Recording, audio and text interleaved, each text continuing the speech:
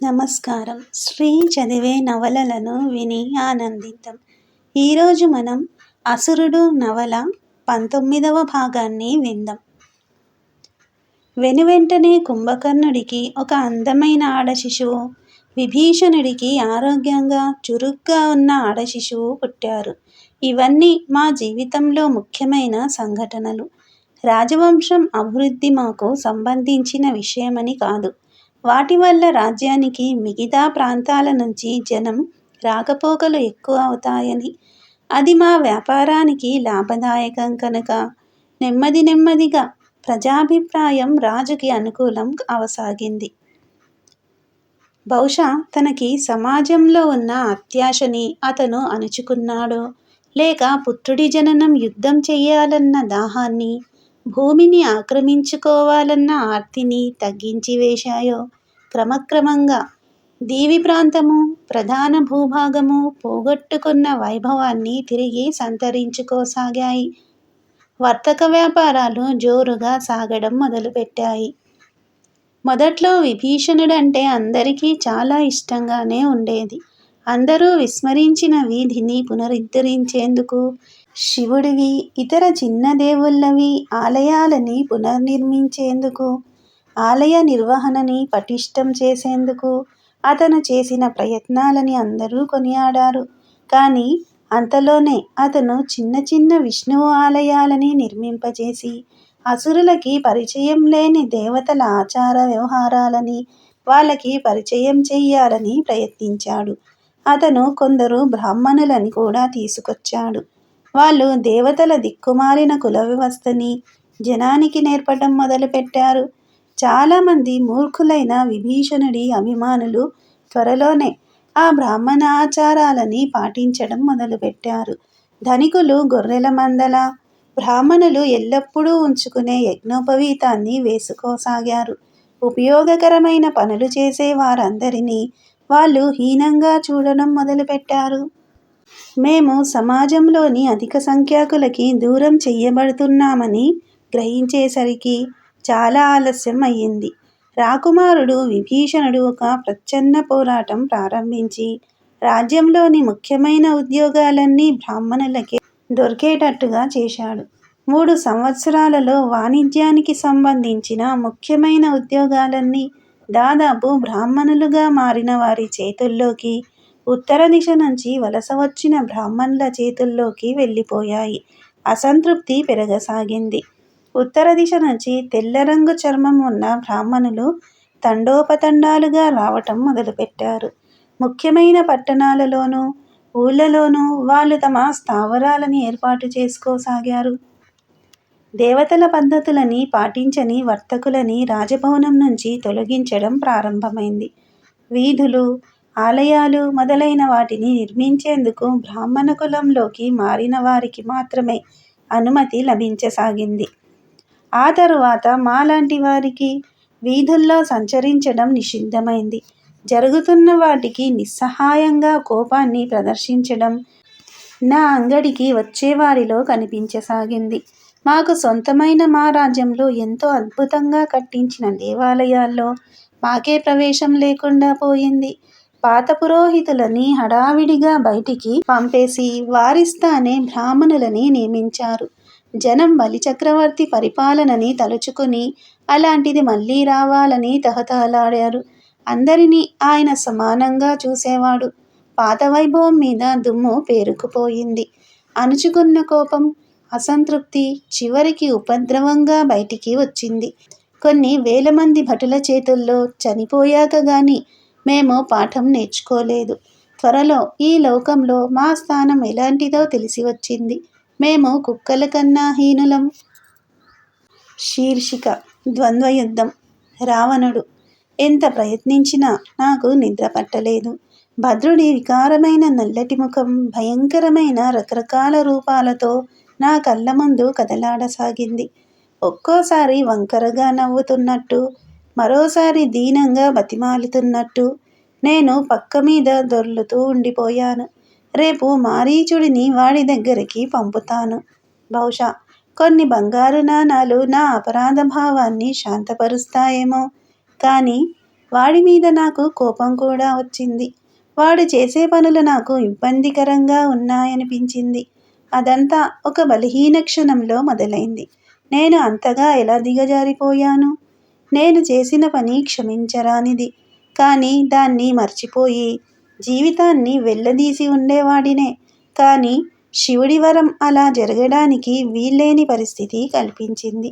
ఒకే ఒక భావోద్రేక క్షణంలో నేను చేసిన పని ఒక శిశువుకి ఎలా జన్మనిచ్చిందో నాకు అర్థం కావటం లేదు. మరోపక్క మా కుమారుడు మేఘనాథుడికి మరో తోబుట్టువుని ఇచ్చేందుకు నేను నా రాణి 12 ఏళ్ళు కష్టపడి ప్రయత్నించాల్సి వచ్చింది. చాలా కాలం తర్వాత అక్షయ కుమారుడు జన్మించాడు. కానీ మేఘనాథుడికి ఆసరికే సవతి తమ్ముడు ఉన్నాడు, అతికాయుడు. మండోదరికి ఆ విషయం తెలిసి వాడి పట్ల విపరీతమైన ద్వేషాన్ని పెంచుకుంది. ఆ ద్వేషం మరీ ఎక్కువైపోయి ఆమె ఆ సేవకురాలి పట్ల, ఆమె కుమారుడి పట్ల విపరీతమైన దయాదాక్షిణ్యాలు చూపించసాగింది. చీకట్లో కొన్ని నిమిషాలు నా భార్య మీద, నా జాతి మీద, నా జీవితం మీద ఒళ్ళు తెలియని కోపంతో ఊగిపోయాను. అంతే. చిన్న కారణం వల్లే నాకీ చీకటి పుత్రుడు అతికాయుడు జన్మించాడు. రాజాజ్ఞ పేరుతో తల్లిని, పిల్లవాడిని నేను మాయం చేసి ఉండవచ్చు. కానీ ఏదో శక్తి నన్ను ఆపింది. బహుశా నాలో ఇంకా కాస్త మానవత్వం మిగిలి ఉండిపోయిందేమో. లేక నేను పోగొట్టుకున్న ప్రియురాలు, బురదగుంటలో పడి ఒక దేవతల రాజు చేత రక్షింపబడ్డ నా చిన్నారి పాప నాకు గుర్తుకొచ్చారేమో. ఎంతైనా నల్లగా, వికారంగా, ఎత్తుపళ్ళతో ఉన్న అతికాయుడు కూడా నా కుమారుడే. నేను పరిపక్వత చెంది వివేకం సంపాదించుకున్నానో, లేక అటువంటి నీచమైన పని చేసేంత తెలివిలేని మూర్ఖుడినో నాకే తెలీదు. ఉత్తర ప్రాంతంలోని దేవతల రాజ్యంలో నా కుమార్తెలాగే నేను చేసిన పాపం వల్ల జన్మించిన ఈ పుత్రుడు కూడా త్వరగా పెరగసాగాడు. దైనందిన పరిపాలన పట్ల నేను అంత శ్రద్ధ చూపటం లేదన్నది వాస్తవమే. నా మంత్రులు సమర్థులు. అందుకే నేను నా కుటుంబానికి సంబంధించిన విషయాలలో మునిగిపోయాను. నా కోశాగారాలు నిండుగా ఉన్నాయి. ఇంకా విజయాలు సాధించాలన్న ఆకాంక్ష నాలో లేకుండా పోయింది. నేను 50వ పడిలో సంతృప్తిగా జీవిస్తున్నాను. నేను మంచి ప్రభువునని, నేను చనిపోయిన చాలా కాలం తర్వాత కూడా ప్రజలు నా పరిపాలన గురించి తలుచుకుంటారని నాకు తెలుసు. మధ్యవయస్కులైన అందరూ రాజుల్లాగే నేను కూడా నా రాజ్యాన్ని నా వారసులకి వదిలి వెళ్ళాలని అనుకుంటున్నాను. మృత్యువు ఇంకా ఎంతో దూరంలో ఉన్నట్టు తోచలేదు నాకు. నా మెడ మీద దాని ఊపిరి తగులుతోంది. ఇంక నేను అజేయుడిని, అమరుడిని కాదని గ్రహించాను. ఆశ్చర్యం ఏమిటంటే ఇప్పుడు నాకు జీవితం విలువ తెలుస్తోంది. ప్రతి క్షణాన్ని ఆనందంగా గడుపుతున్నాను. ఆలయాల్లో గంటలు మోగటం, నా ప్రియపుత్రుడు మేఘనాథుడు కత్తి సాము చేస్తున్నప్పుడు వినిపించే ఆ కత్తి చప్పుడు, నా చిన్న రాకుమారుడు అక్షయ్ కుమారుడిని ముద్దు చేస్తున్న నా భార్య నోటితో ఏవేవో అర్థం లేని శబ్దాలు చెయ్యడం, యుక్త వయస్కురాలైన త్రిజట కోట వసారాల్లో పరిగెత్తుతున్నప్పుడు ఆమె గాజుల గలగలలు వినటం లాంటి చిన్న చిన్న ఆనందాలు నాకు అంతులేని ఆనందాన్ని ఇవ్వసాగాయి. వీటన్నిటి మధ్య మాల ద్వారా నాకు పుట్టిన అతికాయుడు పెద్ద ప్రశ్న అయి కూర్చున్నాడు. ఈ లోకంలో అన్నిటికన్నా నేను ఎక్కువగా ప్రేమించేది మేఘనాథుడిని. నా పట్ల నాకున్న ప్రేమ కన్నా మేఘనాథుడి మీద ఎక్కువ ప్రేమ నాకు. మేఘనాథుడికి, అతికాయుడికి మధ్య హస్తిమశకాంతరం అంత తేడా ఉంది. మేఘనాథుడి అందం నా కళ్ళని మిరిమిట్లు గొలుపుతుంది. అతికాయుడు నల్లగా పర్వతకాయంతో ఉంటాడు. అంత అనాకారి మనుషులు కూడా ఉంటారా అని అనుకున్నట్టు జనం వాడిని నోరు తెరుచుకుని చూస్తారు. మంచి మేలుజాతి గుర్రంలా మేఘనాథుడి ప్రతి కదలిక కనులకి ఇంపుగా ఉంటుంది. మాల కొడుకు అవకతవకగా వంకర కాళ్లతో నడుస్తాడు. మేఘనాథుడు తెలివైన వాడిలా ఆకర్షణీయంగా ఉంటే అతికాయుడు రోజురోజుకి మరింత మూర్ఖంగా ప్రవర్తిస్తూ ఉంటాడు.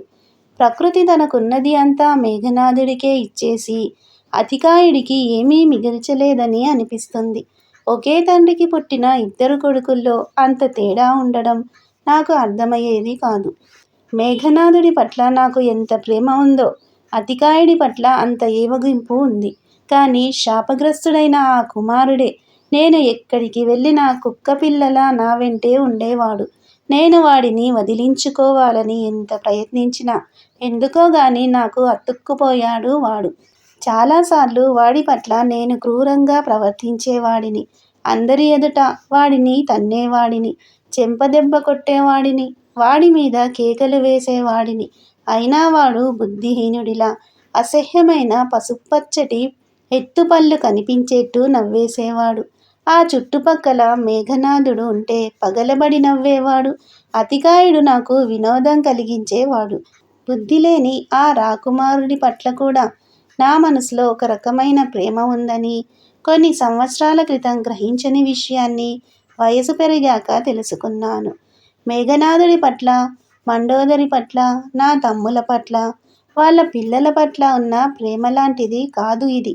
వీధి కుక్క చూసేందుకు అసహ్యంగా మురికి పట్టి ఉంటుందని దాన్ని పెంచుకునేందుకు ఏమాత్రం ఇష్టపడరు. కానీ అప్పుడప్పుడు దానికి తిండి పెడుతూ ప్రేమ చూపిస్తారే, అలాంటి ప్రేమ. భద్రుడి జోక్యం లేకపోయి ఉంటే ఎప్పుడో వీడిని వదిలించుకునేవాడినే. వాడిలాంటి మనుషుల గురించి ఆలోచించే తీరుబాటు లేనంత గొప్పవాడిగా నేను ఎదిగిన తరువాత భద్రుడు మళ్ళీ నా దగ్గరికి వచ్చాడు. బ్రాహ్మణుల మీద అసురులు చేసిన తిరుగుబాటుని అణిచివేసేందుకు విభీషణుడు జరిపించిన నరసంహారం తరువాత అది సంభవించింది. నాకు బ్రాహ్మణులంటే అభిమానమేమీ లేదు. ఆ తిరుగుబాటుని చూసి నేను లోలోపల సంతోషించాను. వందల మంది రక్తసిక్తమైన బ్రాహ్మణులని వెంట పెట్టుకుని విభీషణుడు రాజ్యసభలోకి వచ్చినప్పుడు మొట్టమొదట నాకు నవ్వు వచ్చినంత పనైంది. కానీ ఎప్పటిలాగే ప్రహస్తుడే నాకు దారి చూపాడు. అప్పటికి ప్రహస్తుడు 50వ పడి చివరి దశలో ఉన్నాడు. ఆయన తన ఉపదేశాలతో నాకు చికాకు కలిగిస్తుండేవాడు. ఇద్దరం వాదించుకుంటూనే ఉండేవాళ్ళం. కానీ నేను ఆయన మీద ఆధారపడసాగాను. దైనందిన పరిపాలనకి సంబంధించిన లౌకిక వ్యవహారాల బాధ్యత మొత్తం ఆయనకే అప్పజెప్పాను. కానీ ముఖ్యమైన సందర్భాలలో మాత్రం తుది నిర్ణయం నాదే అయ్యేట్టు చూసుకునేవాడిని. మా ఇద్దరి మధ్య మైత్రి లాంటిది ఏమీ లేదనే అనాలి. కానీ ఆయన వయసుకి నేను గౌరవం ఇచ్చేవాడిని.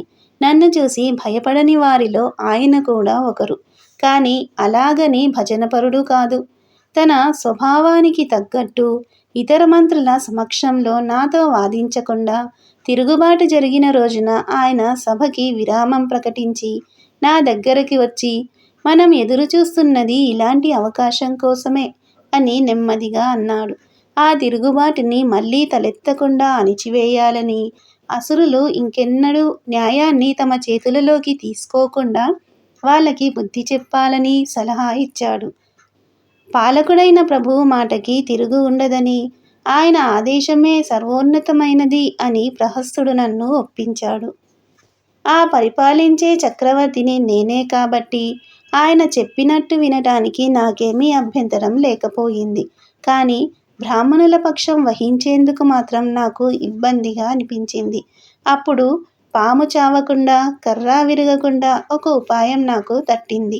కొన్ని ఘడియల పాటు నగరాన్ని తగలబడనిచ్చి, అల్లరిమూకని తమ ఇష్టం వచ్చినట్టు ప్రవర్తించనిచ్చి, తరువాత మేమే వాళ్ళ మీద దాడి చేశాం.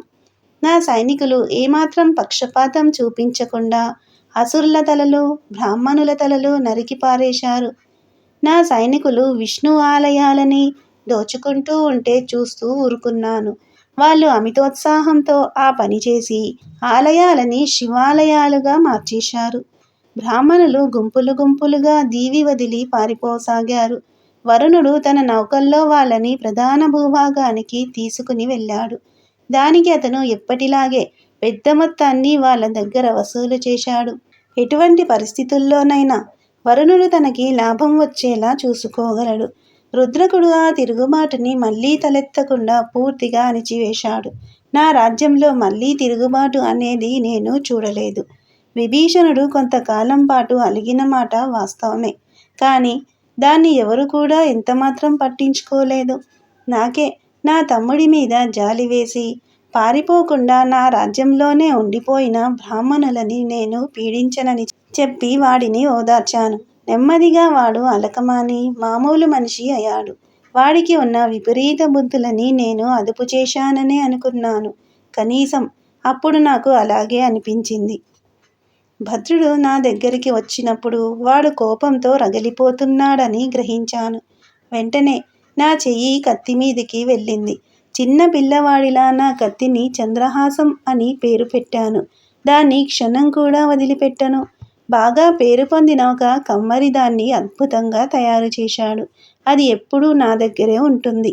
ఇంతలో భద్రుడు ఏడవడం ప్రారంభించాడు. వాడు ఎందుకు ఏడుస్తున్నాడో నాకు తెలియలేదు. ముందు వెక్కిళ్ళలాగా వచ్చాయి. ఆ తర్వాత నిలువెల్లా వణికిపోతూ పొగిలి పొగిలి దుఃఖించసాగాడు. ముందు మోకాళ్ళ మీద కూలబడి నా పాదాల దగ్గర సాష్టాంగపడ్డాడు. ఇలాంటిది ఇంతకు ముందు ఎప్పుడైనా జరిగి ఉంటే వాడి ముఖాన్ని కాళ్ళతో తన్ని ఉండేవాడిని. బలహీనతని ఏ మనిషిలోనూ నేను సహించలేను.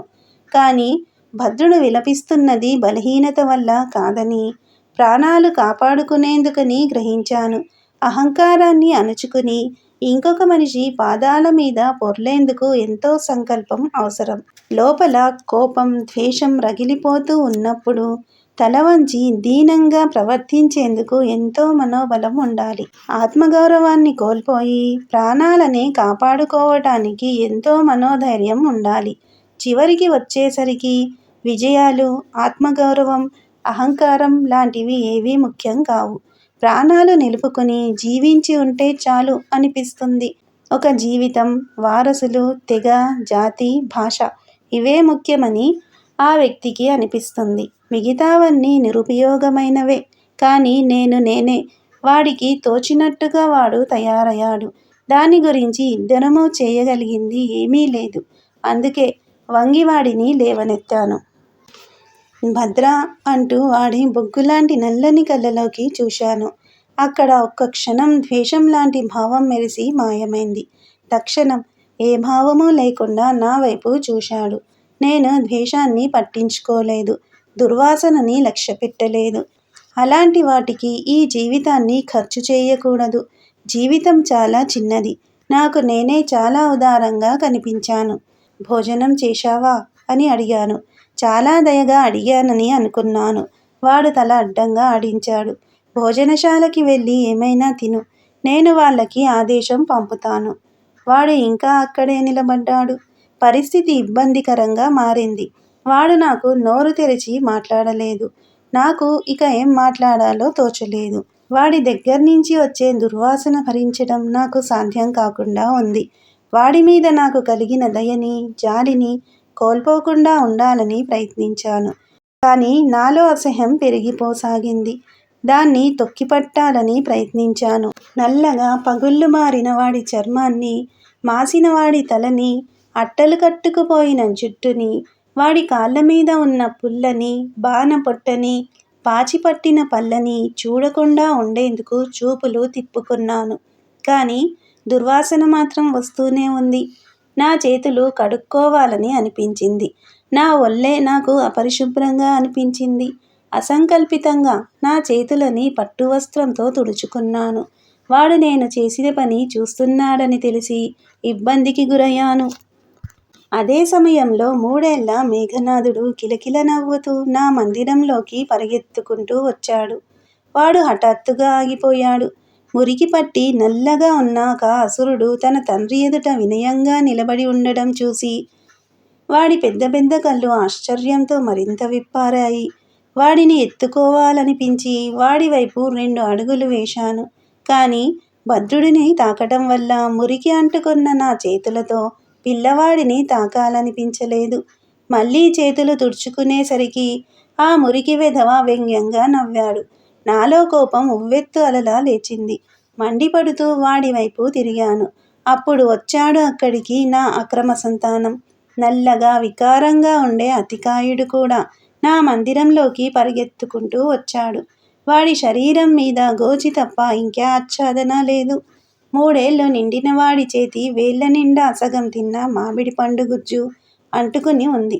వాడు సూటిగా భద్రుడి కళ్ళలోకి చూశాడు. వాడి చిన్న బుర్రలో ఏ ఆలోచన తలెత్తిందో తెలియదు. ఆకలిగా ఉన్న భద్రుడి దగ్గరకెళ్ళి తన చేతిలో ఉన్న మామిడి పండుని వాడికి అందించాడు. నేను ఏమైనా అనే లోపల భద్రుడు దాన్ని తీసుకుని ఆబగా తినసాగాడు. ఇంతలో మేఘనాథుడు తన చిన్న చిన్న చేతులని భద్రుడి వైపు చాపడం, భద్రుడు తన చీకిన మామిడి పండుని వాడి చేతికి ఇవ్వడం చూసి నేను హడలిపోయాను. నేను వాడి చేతులని బలంగా తన్నేసరికి ఆ పండు గవాక్షం గుండా బయటికి పడిపోయింది. భద్రుడి ముఖం మీద చాచి ఒక్కటి కొట్టాను. నాలోని పరహితత్వం ఒక్క దెబ్బతో మాయమైంది. ఈ నీచుడు నా భవనంలోకి వచ్చి తాను ఎంగిలి చేసిన మామిడి పండుని రాకుమారుడికి తినమని ఇస్తాడా? ఎంత ధైర్యం వీడికి! భద్రుడు కింద పడిపోయాడు. వాడి ముఖం చిన్నబుచ్చుకున్నట్టు ఉన్నప్పటికీ ఆ భావం వెనుక నాకు ఒక రకమైన సంతృప్తి కూడా కనిపించింది. ఇద్దరు పిల్లలు అరవసాగారు. నేను అతికాయుడి భుజాలు పట్టుకుని వాడిని గట్టిగా కుదిపాను. మేఘనాథుడు తన సవతి సోదరుడిని నా పట్టు నుంచి విడిపించేందుకు ప్రయత్నించాడు. తన చిన్ని పిడికిళ్లతో నన్ను గుద్దడం ప్రారంభించాడు. అప్పుడు మండోదరి పరిగెత్తుకుంటూ వచ్చి అతికాయుడిని నా చేతుల్లోంచి లాగి విడిపించింది. రావణ, మీకేమైనా పిచ్చా? వీడిని చంపేయదలుచుకున్నారా? అని గట్టిగా అరిచింది ఆమె. నేలమీద పడి గుక్కపట్టి ఏడుస్తున్న అతికాయుడిని అలాగే వదిలేసి మేఘనాథుడిని దగ్గరికి లాక్కుంది. నా కుమారుడు వాళ్ళమ్మని గట్టిగా కరుచుకుని ఏడవసాగాడు. అది చూసి అతికాయుడు మరింత గట్టిగా ఏడ్చాడు. మేఘనాథుడిని ఈ మురికి వెధవతో ఎందుకు ఆడుకోనిస్తావు? అన్నాను. ఆ మాటలు నాకే పసలేనట్టు అనిపించింది. నా భార్య గుడ్లురిమి చూస్తూ, ఈ మురికి వెధవ మీకు పుట్టినవాడే రావణ అనేసి ఏడుస్తున్న తన కొడుకుని ఎత్తుకుని వేగంగా బయటికి వెళ్ళిపోయింది. నేను నిర్ఘాంతపోయాను. నాతో అలా మాట్లాడేందుకు ఆమెకు ఎంత ధైర్యం! నా దగ్గరికి వచ్చేందుకు కూడా మునుపు భయపడేది. కానీ కొడుకు పుట్టాక నా మీద ఆధిపత్యం ఉన్నట్టు ప్రవర్తిస్తోంది. ఇంక నన్ను చూసి భయపడటం మానేసింది. నన్ను పేరు పెట్టి పిలవటానికి, తన పని సాధించుకోవటానికి, నా దగ్గర కోపతాపాలు చూపించటానికి విరవటం లేదు. నేను చాలా మృదుస్వభావుడిగా మారిపోయాను. ఎప్పుడో గాని కోపం రావటం లేదు. కొందరు నన్ను భార్యాదాసుడినని అంటారేమో. పోరాటాలు చేసి, కేకలు పెట్టి నేను నా స్వభావాన్ని దాచుకోవాలని ప్రయత్నించినప్పటికీ చాలాసార్లు ఆమె తన పట్టుదల సాధించుకునేది. తన మీద, నా కుమారుడి మీద నాకు ఉన్న ప్రేమని నన్ను అదుపులో పెట్టేందుకు ఆయుధంగా ఉపయోగించేది. నిజానికి నేను కూడా సంతోషంగానే దాన్ని భరించాను.